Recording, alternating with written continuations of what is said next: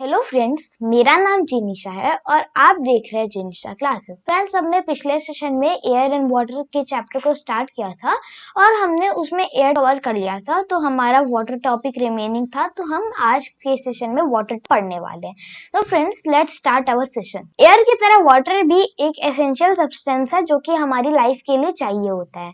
Air के बिना हम ब्रीथ नहीं कर सकते, तो ब्रीथ नहीं करेंगे हम तो हार्डली हम 1 मिनट भी नहीं रह पाएंगे।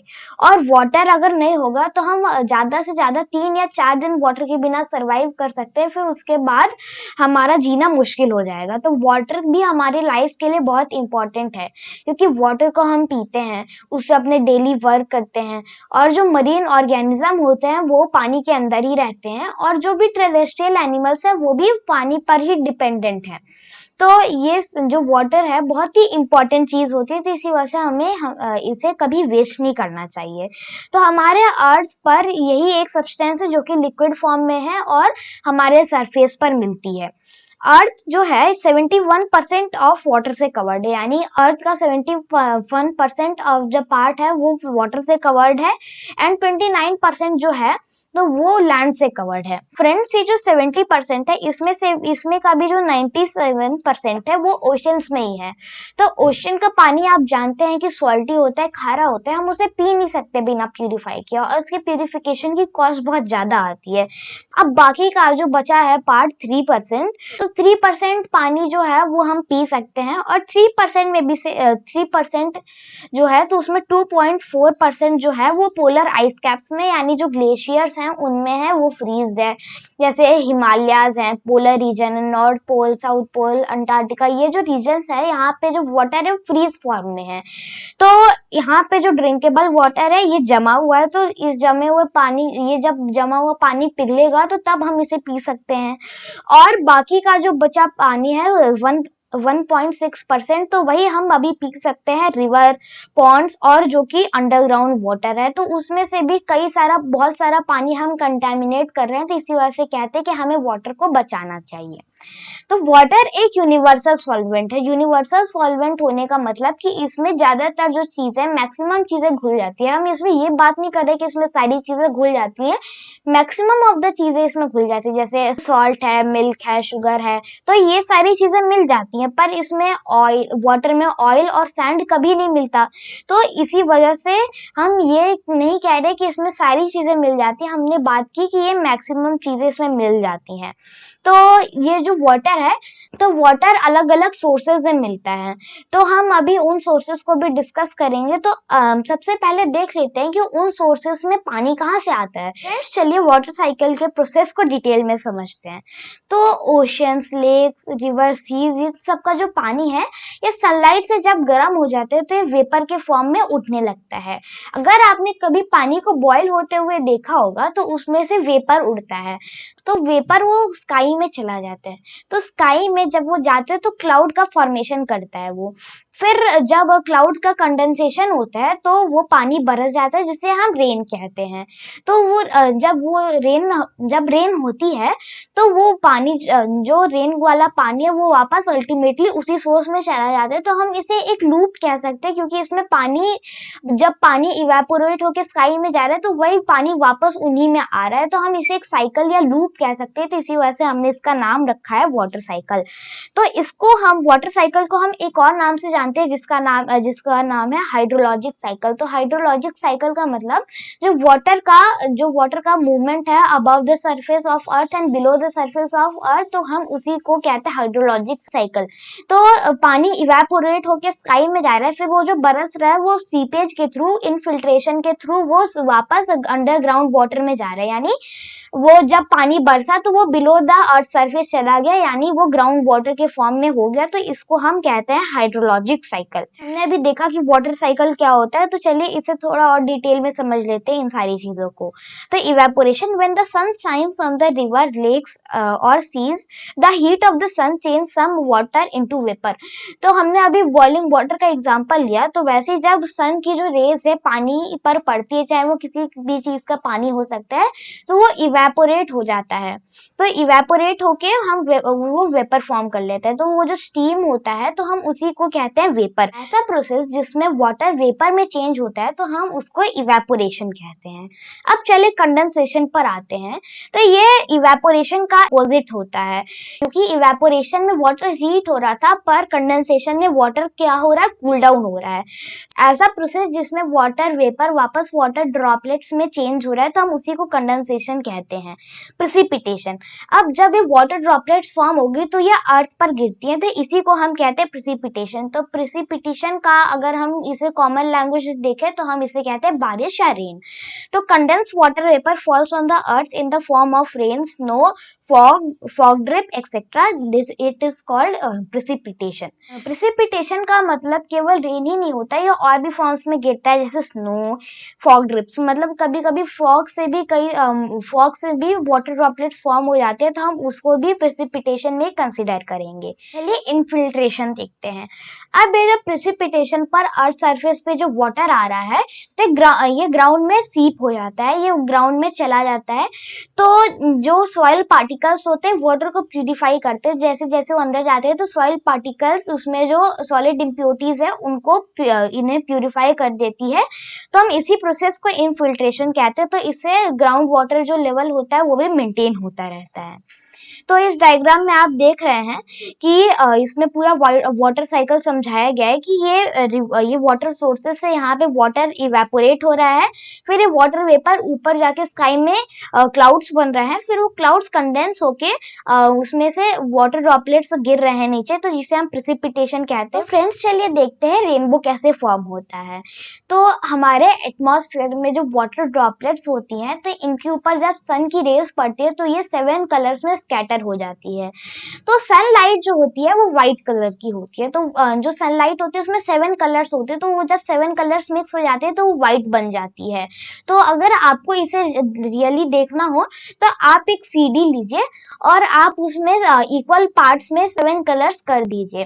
तो जब आप उन 7 कलर्स को कर लेंगे तो उन्हें एकदम स्पीड से घुमाएंगे तो आपको उसमें व्हाइट कलर दिखेगा।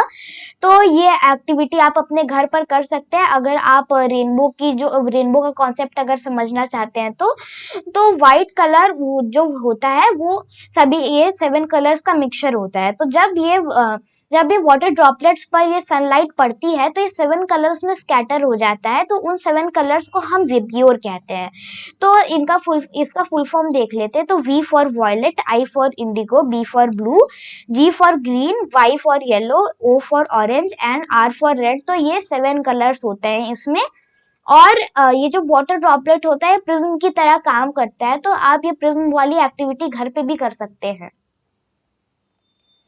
सोर्सेज ऑफ वाटर, तो फ्रेंड्स हमें वाटर कई सारे सोर्सेज से मिलता है, अलग अलग जगहों से मिलता है। अंडरग्राउंड वाटर में मिलता है, सरफेस वाटर में जैसे रिवर, लेक्स, ओशन, सी, इन सारी जगहों से हमें अलग अलग जगह से पानी मिलता है। तो चलिए इन सभी को डिटेल में समझते हैं। तो सरफेस वाटर जो हमारे अर्थ की सरफेस पे जो हमें वाटर मिलता है उसी को हम सरफेस वाटर कहते हैं। तो सरफेस वाटर हमें अलग अलग फॉर्म से मिलता है। अब जैसे रेन, तो रेन को हम सबसे प्योरेस्ट फॉर्म ऑफ वाटर मानते हैं जब तक से एयर पॉल्यूशन ना हो, क्योंकि एयर पॉल्यूशन से जो रेन वाटर है वो भी कंटामिनेट हो जाता है। क्योंकि रेन वाटर एक तरह से डिस्टिल वाटर ही होता है जो कि one of the most purest form of water माना जाता है। तो जो ये जो वाटर इवेपोरेट हो रहा है तो इसमें कोई इम्प्योरिटीज ज्यादा आ नहीं रही हैं। अगर जर्म्स हो, उसमें माइक्रो बैक्टीरिया हो तो वो आ सकते हैं, पर इसमें कोई ज्यादा सॉलिड इम्प्योरिटीज नहीं आ रही। तो रेन को इसी वजह से हम कहते हैं one of the most purest form of water naturally जो हमें मिल रहा है। स्प्रिंग, तो स्प्रिंग जो रेन वाटर होता है तो जब वो सरफेस पर आता है तो अर्थ सरफेस पे जो थोड़े बहुत पोर्स होते हैं तो उन पोर्स से जो पानी चला जाता है तो हम उन्हीं को स्प्रिंग कहते हैं। तो ये जो स्प्रिंग है ये वेल, लेक्स, इन सबको पानी प्रोवाइड करता है। रिवर, तो रिवर जो ग्लेशियर से आइस मेल्ट हो रही है तो वो मेल्ट होके रिवर का फॉर्म लेती है। तो जो जो ग्लेशियर वाटर होता है तो हम उसको भी one of the most purest form of water मानते हैं। और ये जब मेल्ट होती है तो ये रिवर का फॉर्म लेती है, और ये जैसे जैसे आगे जाती है रिवर तो ये अनफिट होती जाती है पीने के लिए, क्योंकि हमें सरफेस पे बहुत गंदगी मिलती है। तो सी को one of the largest source of water मानते हैं, क्योंकि इस वाटर साइकिल के थ्रू उसमें से जो भी वाटर जो इवेपोरेट होता है वो वापस आ जाता है, और ये जो रिवर्स है ये अल्टीमेटली जाके सी में गिरती है। तो इससे सी जो है इसी वजह से हम इसे largest natural source of water मानते हैं। और ये one of the most impure form of water है, क्योंकि इसमें रिवर्स जो लास्ट में जो अपने साथ सेडिमेंट ला रही है, गंदगी ला रही है, तो सारी सी में जाके गिरती हैं। और सी में कई सारे मरीन ऑर्गेनिज्म होते हैं और उनका जो वेस्ट होता है वो भी हाईली टॉक्सिक होता है, क्योंकि जो मरीन ऑर्गेनिज्म होते हैं वो उनका जो वेस्ट होता है वो अमोनिया होता है, और अमोनिया काफी एक खतरनाक केमिकल होता है। तो इसी वजह से सी को हम one of the most unfit water कहते हैं, अंडरग्राउंड वाटर। तो ये अभी तक हमने जो जितने भी सोर्सेस की बात की वो तो थे सरफेस वाटर। अब हम बात कर रहे हैं अंडरग्राउंड वाटर की। तो जो वाटर रेन वाटर जब ग्राउंड में चला जाता है सीप होकर, तो हम उसी को कहते हैं अंडरग्राउंड वाटर। तो अंडरग्राउंड वाटर भी क्लीन होता है, क्योंकि इसमें जो सॉइल के जो पार्टिकल्स होते हैं वो इसे प्यूरिफाई कर देते हैं। और आपने समरसीबल का नाम सुना होगा, तो कई लोगों के घरों में होता है, तो वो बेसिकली अंडरग्राउंड वाटर को ही वो पंप करके उसमें से निकालते हैं। तो इसमें इम्प्योरिटीज हो सकती हैं, जो माइक्रो बैक्टीरिया होते हैं, जैसे बैक्टीरिया है, कुछ छोटे छोटे पार्टिकल्स है या माइक्रो ऑर्गेनिज्म है, ये इसमें हो सकते हैं। पर जो सॉलिड इम्प्योरिटीज हैं जैसे कंकड़ हैं या और भी जितने भी सॉलिड इम्प्योरिटीज हैं, तो ये सारी इसमें से छन जाती हैं। इम्प्योरिटीज इन वाटर, तो वाटर में कई बार इम्प्योरिटीज आ जाती हैं, जैसे वो डर्ट हो सकता है, सैंड हो सकता है, मड, जर्म्स, ये सारी जो है इन सबको हम वाटर में से सेपरेट अलग अलग मेथड को यूज करके करते हैं। तो हम इन्हीं मेथड्स को देखने वाले हैं। तो वाटर में टू टाइप्स की इम्प्योरिटीज होती हैं, soluble impurities and insoluble impurities. तो सॉल्युबल इम्प्योरिटीज यानी इसमें ऐसी इम्प्योरिटीज है वाटर में जो कि उसमें सॉल्युबल है, वो उसमें मिक्स हो चुकी है, वो एक सॉल्यूशन बना चुकी है। तो उन सभी इम्प्योरिटीज को हम कहते हैं सॉल्युबल इम्प्योरिटीज। तो इसमें सॉल्ट, शुगर और जितनी भी चीजें वाटर में सॉल्युबल होती हैं, इन सभी को हम कहते हैं soluble impurities. And insoluble impurities वो होती हैं जो कि वाटर में डिसॉल्व नहीं होती, जैसे कि सैंड है, चॉक पाउडर है, ये सारी चीजें जो हैं ये वाटर में डिसॉल्व नहीं होती हैं। अब ये जो वाटर में इम्प्योरिटीज है, हम इन्हें अलग अलग मेथड्स को यूज करके सेपरेट करते हैं। तो सबसे पहले हम वाटर में से जो इम्प्योरिटीज अलग कर सकते हैं, तो हम उसमें सेडिमेंटेशन का प्रोसेस यूज कर सकते हैं। तो आप सेडिमेंटेशन को अगर आपको अभी देखना हो तो आप एक एक्टिविटी कर सकते हैं। तो एक आप बीकर या कोई कंटेनर ले लीजिए और उसमें पानी भर लीजिए। तो पानी भरने के बाद उसमें सैंड मिक्स कर लीजिए। जब सैंड मिक्स हो जाए तो आप उसे कुछ देर के लिए बिना डिस्टर्ब किए आप उसे साइड में रख दें। तो कुछ देर बाद आप देखेंगे जो वाटर में जो सैंड था वो सेटल हो गया है। और अगर आपको उसमें से वाटर सेपरेट करना हो तो आप उसे धीरे धीरे करके आप उस कंटेनर को टिल्ट करके उसमें से पानी सेपरेट कर सकते हैं। ये सेडिमेंटेशन के प्रोसेस से जब इसमें बॉटम में इम्प्योरिटीज कलेक्ट हो जाती है, तो हम उसमें जो भी हम उसमें सॉल्वेंट यूज करें, वो वाटर भी हो सकता है और मिल्क हो सकता है। तो आप जो भी उसमें सॉल्वेंट यूज कर रहे हैं तो आप उसको टिल्ट करके निकाल सकते थे। इस प्रोसेस को हम कहते हैं डिकेंटेशन।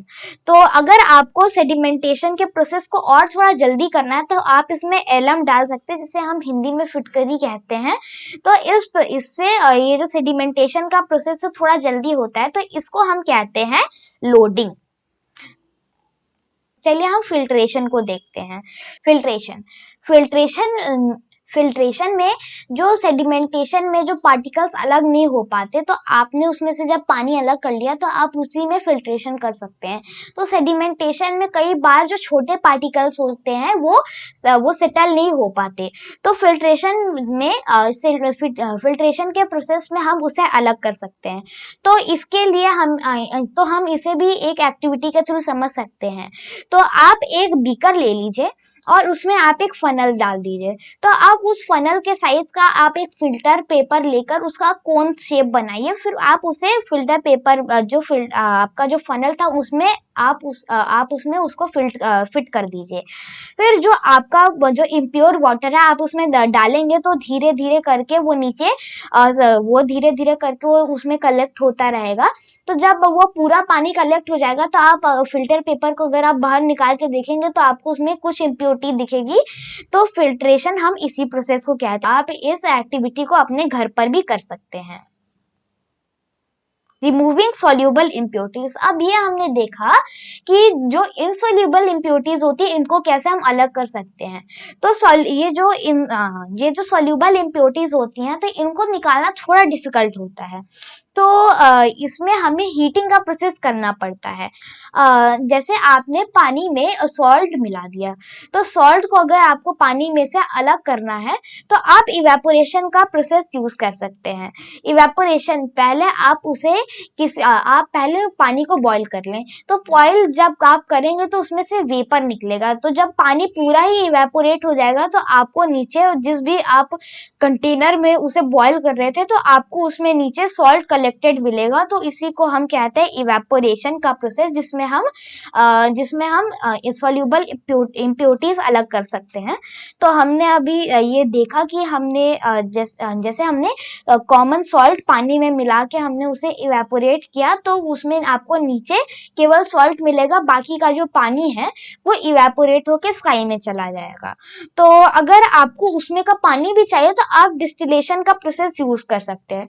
तो डिस्टिलेशन का प्रोसेस भी सेम ही होता है। जो आपका वाटर वेपर उड़ रहा है तो आप उसे एक पाइप के थ्रू कलेक्ट कर सकते हैं। फिर वो जब कलेक्ट होके ठंडा होगा तो जब वो ठंडा होगा तो वो वापस पानी के फॉर्म में आ जाएगा। तो हम इसी को डिस्टिलेशन कहते हैं। तो डिस्टिल वाटर सबसे प्योरेस्ट फॉर्म ऑफ वाटर माना जाता है। Purifying drinking water.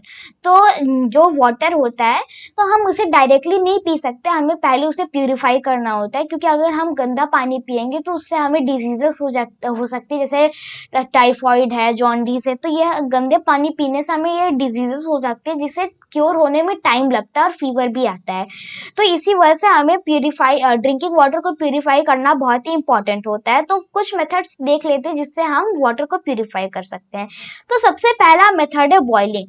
तो बॉइलिंग सबसे इजीएस्ट मेथड होता है पानी को प्यूरिफाई करने को, और इसमें ज्यादातर जो जर्म्स होते हैं वो किल हो जाते हैं। तो पानी को आप बॉयल करते हैं तो उसमें जो हार्मफुल बैक्टीरियाज होते हैं तो हीट की वजह से वो मर जाते हैं, और वो बैक्टीरियाज कई सारे हार्मफुल डिजीज कॉज कर सकते हैं। जैसे कोई भी आदमी अगर बीमार होता है तो डॉक्टर यही एडवाइस देते हैं कि हमें बॉयल वाटर पीना है, क्योंकि बॉयल वाटर पीने से जो उसमें पानी के जो जर्म्स होते हैं वो किल हो जाते हैं। क्लोरीनेशन।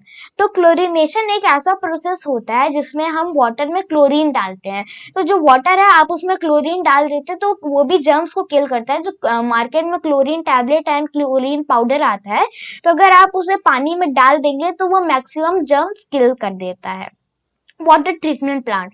तो वाटर ट्रीटमेंट प्लांट में बहुत बड़ी बड़ी मशीनरी होती है जिन्हें हम घर पे तो सेटअप नहीं कर सकते। तो जो वाटर होता है हमारा टैप वाटर, तो वो भी वाटर ट्रीटमेंट प्लांट से ही होकर आता है। तो इसमें कई सारे जो वाटर रिवर्स है, लेक्स है, तो इसमें बहुत लार्ज क्वांटिटी में पानी लिया जाता है। फिर उसमें सर्टेन प्रोसेस को वो वाटर को प्यूरिफाई करते हैं, और वो फिर हमारे घर के जो पाइपलाइन है उन तक सप्लाई करते हैं, जिससे कि हमारा जो पानी है वो अनफिट फॉर ड्रिंकिंग ना रहे। तो एक अमेजिंग फैक्ट देख लेते हैं कि डिस्टिल वाटर जो होता है वो सबसे प्योरेस्ट फॉर्म ऑफ वाटर होता है, और उसे ज्यादातर जो इंजेक्शंस, मेडिसिन और कार की जो बैटरीज होती है उन तक में ये डिस्टिल वाटर डाला जाता है। फ्रेंड्स, ये था आज का हमारा सेशन और आज के सेशन में हमने एयर एंड वाटर चैप्टर को पूरा कंप्लीट कर लिया है और नेक्स्ट सेशन में हम इससे रिलेटेड जो मल्टीपल चॉइस क्वेश्चन है हम इनको सॉल्व करेंगे और इसमें प्रीवियस ईयर क्वेश्चन भी होंगे तो हम उनको भी सॉल्व करेंगे। अगर आपको हमारा वीडियो पसंद आया हो तो उसे लाइक करें और हमारे चैनल को सब्सक्राइब भी जरूर करें। मिलते हैं नेक्स्ट सेशन में। Till then bye bye and take care.